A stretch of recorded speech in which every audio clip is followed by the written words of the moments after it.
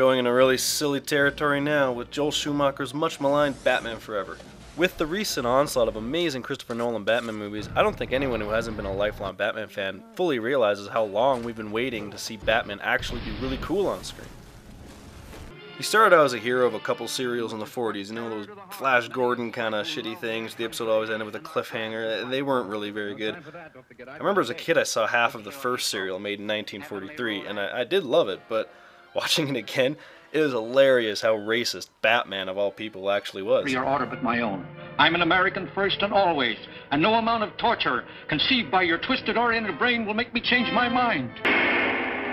Is Docker throwing Martin Warren to his horrible pet alligators? And will the Jap spies force Linda to give them the receipt for the vital radium shipment they plan to steal? For the next serial, Batman was the big fat baddie, and it didn't do really good. In the 60s, Adam West made the Batman movie based on his popular TV show, but it was so hilariously campy and retarded that it was really hard to take it seriously. Finally, though, someone did take Batman seriously, and Tim Burton made Batman and Batman Returns in the early 90s. They were dark, they were violent, and after Returns, literally the studio was getting fucking death threats from parents of scared and disturbed children. So, of course, you know, Warner Brothers had to think of something. And what they came up with was, hey, Adam West never got any fucking death threats, why not take it back into campy land? So what did we get as a result? Joel Schumacher. I mean, Batman Forever, and Batman, a couple years later, Batman and Robin. And yes, he has got a special spot in hell reserved for him eternally because of that last one. The Iceman cometh! But even looking back on today with a critical eye and knowing it's not that good of a movie, I still don't think it deserves all the shit-slinging that it gets, unlike Batman and Robin, which deserves all the fuckness in the world. Never leave the cave without it. First, the visuals are awesome. Say what you will about all the fetishistic neon and bizarre architecture, but that really is more in tune with the world of the comics than, say, Christopher Nolan's gritty and realistic vision, which was really just basically Chicago, with totally normal Chicago, with a big train running down the middle. Hell, I'm going to take it a step further, and despite Batman Begins and Dark Knight definitely being the best Batman flicks ever, I think Schumacher's vision of Gotham is a lot more interesting and creative than Nolan's. It's just all over the fucking place, and that's what makes it so kick-ass. So the movie looks great, and it sounds great too. Elliot Goldenfeld's score was not Denny Elfman's, true, but it was big, brassy, and gothic, just like fucking Batman should be. And that's not to say Schumacher was the perfect director for this. Admittedly, his homosexual tendencies, no offense, but they tend to get in the way a little bit. See that sparkle in your left eye. Very feminine villains? Okay, whatever. I can handle that. But close-ups of Batman's buttocks? Not my favorite Is that a zipper? Is that a fucking zipper up the crack of Batman's ass? Well, thank you, Mr. Schumacher. We were all wondering this whole time how he takes a shit when he's out fighting crime. Now we know. The story revolves around Bruce Wayne coming to grips with his dead parents, which really, after 30 bloody years, man, get over it. But, you know, whatever. Robin comes into play, who was originally supposed to be played by Marlon Wayans. Fun little trivia, if you can fucking believe it.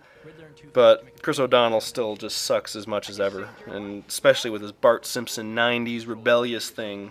I mean, look at his earring. But the villains are fun. Tommy Lee Jones goes so far over the top as Two-Face, he goes like back to the bottom, then back up again, round and round like a merry-go-round. It's hilarious. He's even more ridiculous than Jim Carrey as the Riddler, who I loved as a kid. A little less so now. The endless shots of his ballsack sticking out of his tights don't really help either. Simply put, these two might be the gayest comic book villain matchup ever, but you know what? It works. They're ridiculous, they're hilarious, and they kill people. Like, what's not to like about that? The acting is never top-notch. Nicole Kidman's sultry as hell, but basically her entire performance revolves around a lot of doomy Batman eyes. And Val Kilmer just looks so bored by everything.